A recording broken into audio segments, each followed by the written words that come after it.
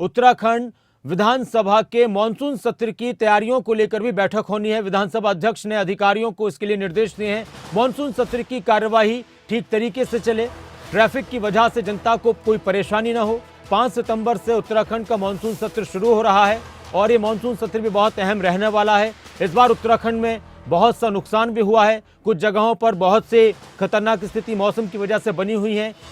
विपक्ष के पास भी बहुत से मुद्दे होंगे, तो जाहिर सी बात है कि जब भी कोई विधानसभा का सत्र शुरू होता है तो उसमें हंगामा भी देखने को मिलता है। किस तरह का हंगामा रह सकता है, विपक्ष कौन से मुद्दे उठा सकता है, किस तरह की तैयारियां हैं, इन पर हम राव शफात अली से बात करेंगे। लेकिन उससे पहले ऋतु खंडूड़ी का जो बयान आया है वो भी आपको सुनवाते हैं। आप सब जानते हैं कि 5 तारीख से मानसून सत्र शुरू होने जा रहा है और सत्र से पहले जैसे कि परंपरा है, एक सुरक्षा बैठक होती है जिसमें सभी अफसरान को बुलाया जाता है और उनसे बातचीत करके किस तरह से हम अपना सत्र सुचारू रूप से चला पाएँ उस पर चर्चा होती है। तो आज चर्चा हुई और उस चर्चा के बाद ये निर्देशित हुआ है कि जो हमारी व्यवस्था ऐसी रहे कि किसी को भी दिक्कत ना हो। सत्र सदन के अंदर, इस परिसर के अंदर वही लोग आ सकें जिनके पास पास हैं। बिना पास के कोई भी व्यक्ति अंदर नहीं आएगा। इस तरह की छोटी छोटी पानी, बिजली, इन चीज़ों पर हम लोगों ने वार्ता की और निर्देशित किया है कि सुचारू रूप से चलने के लिए जो भी कार्य हमें करने हैं उन्हें हम करें। साथ ही साथ बैरिकेडिंग भी लगती है देहरादून में।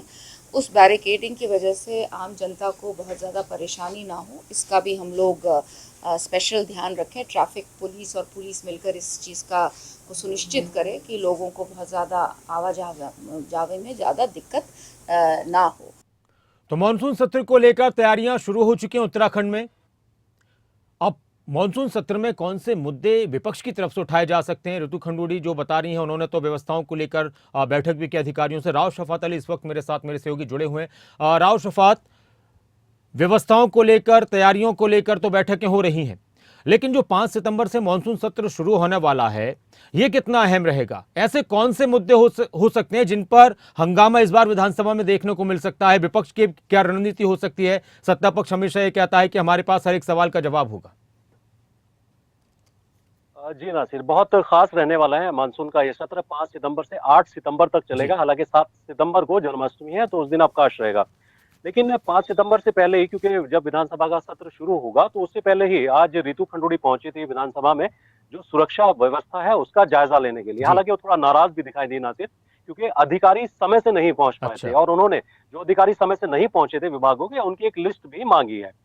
क्योंकि सुरक्षा व्यवस्था बहुत बड़ा मुद्दा होती है विधानसभा के अंदर भी, विधानसभा के बाहर भी। और जहां पर विधानसभा है नासिर, एक कंजेस्टेड एरिया है। कनेक्टिविटी क्योंकि आईएसबीटी की है, हरिद्वार रोड की है और शहर की कनेक्टिविटी इस रोड से मिलती है। बैरिकेड लग जाता है, बहुत मुश्किलों का सामना इन दिनों करना पड़ता है जब विधानसभा का सत्र यहाँ पर होता है।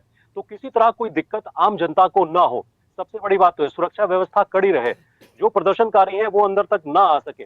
ये सुरक्षा व्यवस्था का जायजा लेने के लिए आज विधानसभा में ऋतु खंडूड़ी ने खास बैठक की थी और अंदर वही एंट्री करेगा जिसका पास बना हुआ था। तो ये तमाम जानकारियां लेने के बाद उन्होंने कहा है कि सुरक्षा व्यवस्था चाक चौबंद रहेगी, किसी तरह की कोई परेशानी ना हो, ये दिशा निर्देश दे दिए गए। और जैसे आपने कहा कि क्या मुद्दे रखे जाएंगे विधानसभा के सत्र में, मानसून के सत्र में, क्योंकि वक्त बहुत कम है, 8 सितंबर तक ये सदन चलेगा मानसून का। इसमें सबसे बड़ी बात है कि विपक्ष चाहता है कि उनके हर सवाल का जवाब मिले। और देखिए, पहले अपील की जाती है, सर्वदलीय बैठक होती है, कार्य मंत्रणा की बैठक भी होती है विधानसभा सत्र जब शुरू होता है उससे पहले ही। तो अपील की जाती है कि जो विपक्षी दल है वो सुचारू रूप से सदन को चलने दें, लेकिन ऐसा देखा नहीं जाता है। बहुत सारे ऐसे मुद्दे आ जाते हैं जिस वक्त हंगामा होता है सदन के अंदर, सदन के बाहर, सदन के वेल में। तो इस तरह की तस्वीर भी इस बार नजर आ सकती है, क्योंकि तेवर विपक्ष के इस बार भी कड़े नजर आते हैं। हालांकि इस मानसून सत्र में अनुपूरक बजट पेश किया जाएगा, बहुत सारे विधेयक हैं वो रखे जाएंगे पटल पर, बहुत सारे संशोधित विधेयक हैं वो रखे जाएंगे पटल पर। अनुपूरक बजट क्योंकि 5 सितंबर को पेश किया जाएगा और 6 सितंबर को इस पर विभागवार चर्चा होगी, तो इस पर भी बहस हो सकती है। हालांकि जो कार्य है विधानसभा का वो चलता रहेगा सत्र का। लेकिन अभी तक अच्छा नासिर राव 614 एक क्वेश्चन राव ऐसे आए शफात, हैं। मेरा एक और सवाल है, आप अपनी बात पूरी करिएगा, उसमें मैं जोड़ देता हूं कि हम देखते हैं कि बहुत से स्टेट्स में मॉनसून सत्र या किसी भी विधानसभा के सत्र को लेकर, टाइम को लेकर विपक्षी पार्टियों के नेता सवाल उठाते हैं। तो क्या उत्तराखंड में भी इस तरह के सवाल उठाए हैं? जिस तरह आपने जिक्र भी किया कि कम वक्त है, 2 दिन का 3 दिन का सत्र हरियाणा में भी गुजरा है, तो वहां पर भी विपक्ष ने कहा कि इतने वक्त में हम किस तरह से अपने चर्चाओं को कर पाएंगे, सवाल पूछ पाएंगे। एक लोकायुक्त का जो मुद्दा उत्तराखंड में छाया हुआ, तो क्या इसको लेकर भी कुछ गहमा-गहमी देखने को मिल सकती है? बिल्कुल नासिर, गहमा-गहमी देखने को मिल सकती है। राजनीतिक चर्चाओं में ये मुद्दा इस वक्त है। और बाकी आपने ठीक कहा कि बहुत कम समय, विपक्ष कह रहा है कि बहुत कम समय है, क्योंकि अनुपूरक बजट पेश होगा, उसके अगले दिन उस पर चर्चा होगी और शून्यकाल प्रश्नकाल कब चलेगा। तो ये तमाम जो सवाल है वो विपक्ष के सवाल है। सबसे अहम जो अभी आपने पूछा कि लोकायुक्त को लेकर, ये सियासी चर्चाओं में है, क्योंकि हाईकोर्ट ने आदेश दिया है राज्य सरकार को कि 3 महीने के भीतर भीतर लोकायुक्त की नियुक्ति हो। हालांकि जी। राज्य सरकार ने अपना पक्ष नासिर हाईकोर्ट में रखा था, उन्होंने कहा था कि 6 महीने का वक्त दिया जाए। इसके साथ ही हाईकोर्ट ने एक और आदेश दिया था कि जो लोकायुक्त कार्यालय में कर्मचारी हैं 26, उनकी तनख्वाह लोकायुक्त कार्यालय से ना दी जाए, जी। उनको कहीं और शिफ्ट किया जाए, वहां से उनकी तनख्वाह दी जाए। क्योंकि जब लोकायुक्त है ही नहीं, एक जनहित याचिका पर यह सुनवाई हुई थी नासिर, और जब लोकायुक्त है नहीं तो आखिर तनख्वाह कहां से जा रही है, जी। वो कर्मचारी काम क्या कर रहे हैं? जी। तो ये मुद्दा भी इस वक्त सियासी चर्चाओं में है, तो इस पर भी सवाल उठाए जा सकते हैं। विपक्ष के पास लंबी फहरिस्त है सरकार को घेरने के लिए, और जो मुद्दे हैं, महंगाई का मुद्दा है, लॉ एंड ऑर्डर यानी कानून व्यवस्था का मुद्दा है, सबसे बड़े मुद्दे ये है, रोजगार को लेकर के सबसे बड़ा मुद्दा है इस वक्त विपक्ष के पास। और जाहिर सी बात है कि विपक्ष सदन के भीतर हंगामा कर सकता है, सदन के बाहर भी विपक्ष की बड़ी तैयारी है धरना प्रदर्शन करने की। ठीक। जी।